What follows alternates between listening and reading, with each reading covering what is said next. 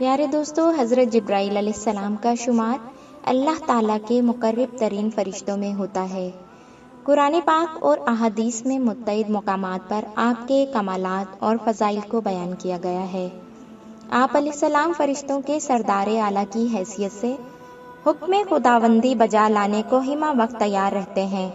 مفسرین اور مورخین نے جہاں آپ علیہ السلام کا ذکر خیر بڑی تفصیل سے کیا ہے، وہیں آپ کے زیر استعمال آنے والی گھوڑی کا ذکر بھی کیا ہے۔ بعض روایات میں گھوڑی اور بعض میں گھوڑے کا ذکر ملتا ہے۔ دلچسپ بات یہ ہے کہ حضرت جبرائیل علیہ السلام کو گھوڑی پر سوار سامری نے کیسے دیکھا اور جس جگہ گھوڑی کے قدموں کے نشانات لگے تھے وہاں سے اس نے مٹھی بھر مٹی کیوں اٹھائی تھی اور پھر اسے کس کام میں استعمال کیا، یہی ہماری آج کی ویڈیو کا ٹاپک ہے۔ ہم اس ویڈیو پر نئے آنے والے دوستوں کا شکریہ ادا کرتے ہیں اور ان سے التماس ہے کہ ویڈیو اچھی لگے تو چینل ضرور سبسکرائب کر دیجیے۔ مروی ہے کہ حضرت موسیٰ علیہ السلام اپنے بھائی حضرت ہارون علیہ السلام اور قوم بنی اسرائیل کے کم و بیش 6 لاکھ افراد کے ہمراہ دریا کے کنارے پر موجود تھے۔ دوسری طرف فرعون بنی اسرائیل سے کئی گنا زیادہ فوج لیے ان کی طرف بڑھ رہا تھا۔ بنی اسرائیل کو دونوں طرف موت ہی نظر آ رہی تھی۔ چنانچہ حکم الہی ہوا کہ اے موسیٰ، اپنا عصا پتھر پر مارو۔ حضرت موسیٰ علیہ السلام نے عصا مارا اور فرمایا، راستہ دیجیے۔ اے ابو خالد، اتنا کہنے پر دریا پھٹا اور 12 راستے بن گئے۔ راستہ بنتے ہی اللہ تعالیٰ نے ہوا کو تیز چلنے اور دھوپ کو مزید گرم ہونے کا حکم دیا، یہاں تک کہ دریا کے راستے خشک ہو گئے۔ بنی اسرائیل ان راستوں سے باتیں کرتے ہوئے گزر گئے۔ حضرت موسیٰ علیہ السلام کی قوم دریا پار ہو گئی تو فرعون کا لشکر دریا کے کنارے آ پہنچا، کہنے لگا، دیکھو میرے خوف سے پھٹ گیا ہے۔ قوم کے سرداروں نے حیران ہو کر کہا، تو چلو پھر تم ہی سب سے پہلے دریا میں کودو اگر خدا ہو تو، اور ایسے ہی چلتا جا جیسے موسیٰ علیہ السلام گزرے ہیں۔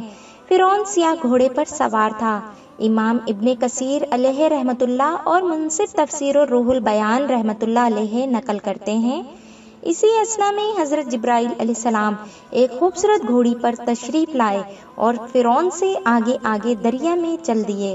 فرعون کا گھوڑا بھی بے قابو ہو کر ان کے پیچھے چل دیا اور اس طرح سارا لشکر بھی پیچھے پیچھے چل دیا۔ حضرت میکائیل علیہ السلام ایک اور گھوڑے پر سوار پیچھے سے فرعونی لشکر کو ہانک رہے تھے۔ یوں چند ہی لمحوں میں تمام کا تمام لشکر دریا میں داخل ہو گیا، حتیٰ کہ ایک بھی شخص باہر نہ رہا، بس تمام کا تمام لشکر غرق ہو گیا۔ اب صورتحال یہ تھی کہ بنی اسرائیل کا کوئی بھی دشمن باقی نہ رہا۔ یہ لوگ مصر آئے تو حضرت موسیٰ علیہ السلام نے اپنی قوم سے 40 روز کا وعدہ فرمایا کہ میں اللہ تعالیٰ سے کتاب لینے جا رہا ہوں، اور اپنے پیچھے حضرت ہارون علیہ السلام کو خلیفہ مقرر فرمایا۔ آپ علیہ السلام کو لینے کے لیے ایک بار پھر حضرت جبرائیل علیہ السلام ایک خوبصورت گھوڑے پر تشریف لائے۔ اس گھوڑے کو فرس الحیات کہا جاتا ہے۔ سامری، جو کہ پیشہ کا سنار تھا، باجرمی قبیلے سے تعلق رکھتا تھا۔ اس کا اصل نام میخا تھا۔ یہ دراصل منافق تھا جو اپنی حقیقت چھپائے ہوئے تھا۔ اس کی منافقت کو عیاں کرنے کے لیے اسے حضرت جبرائیل علیہ السلام اور آپ علیہ السلام کے گھوڑے کا مشاہدہ کرایا گیا۔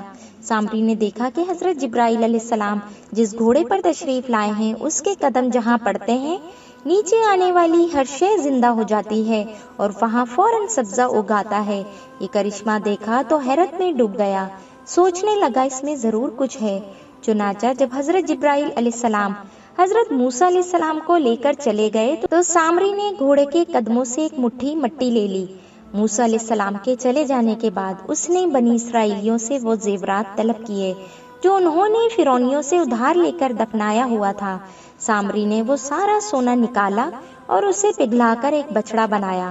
پھر اس نے وہ مٹی ڈالی جو اس نے حضرت جبرائیل علیہ السلام کے گھوڑے کے پاؤں لگنے کی جگہ سے لی تھی۔ روایات میں ہے کہ جیسے ہی اس نے وہ مٹی ڈالی تو بچڑا خوبصورت ہو گیا۔ اس سے بچڑے کے جیسی آواز آنا شروع ہو گئی اور اس پر گوشت، پوشت، خون، بال وغیرہ سب کچھ تھا۔ امام ابن کثیر رحمت اللہ علیہ نقل کرتے ہیں کہ ایک قول یہ بھی ہے کہ اس بچڑے کی ساخت اس قسم کی تھی کہ جب ہوا اس کے جسم میں دبر سے داخل ہو کر منہ سے نکلتی تو گائے کے بولنے کی آواز پیدا ہوتی۔ واللہ عالم۔ حضرت موسیٰ علیہ السلام توریت شریف کے نسخے لے کر واپس آئے تو دیکھا کہ ساری قوم ایک بچڑے کی عبادت میں لگی ہوئی ہے، ماں سوائے حضرت ہارون علیہ السلام اور آپ علیہ السلام کے 12,000 متبعین کے۔ یہ دیکھ کر آپ کو بہت غصہ آیا اور نسخے کی تختیاں ایک طرف پھینک دیں۔ منقول ہے کہ توریت شریف کے کل 7 نسخے عطا کیے گئے تھے، جن میں سے 6 اسی وقت واپس اٹھا لیے گئے اور صرف ایک بنی اسرائیل کے لیے رہنے دیا، جس میں حلال اور حرام کے بارے میں تھا۔ آپ نے بچڑے کو پکڑا اور آگ میں جلا دیا اور اسے ذرہ ذرہ کر کے دریا میں پھینک دیا۔ لوگوں نے جب دریا کا پانی پیا تو ان کے ہونٹ زردی مائل ہو گئے اور پیٹ پھول گیا۔ یہ نشانی تھی ان لوگوں کی جن کے دل میں بچڑے کی محبت پیدا ہو گئی تھی۔ تاہم ان کو اپنی بے وقوفی کا احساس ہوا تو توبہ کرنے لگے، مگر اللہ تعالیٰ نے فرمایا اب توبہ صرف اس طرح قبول ہو سکتی ہے کہ تم لوگ اپنے آپ کو قتل کر ڈالو، اس کے سوا کوئی چارہ نہیں۔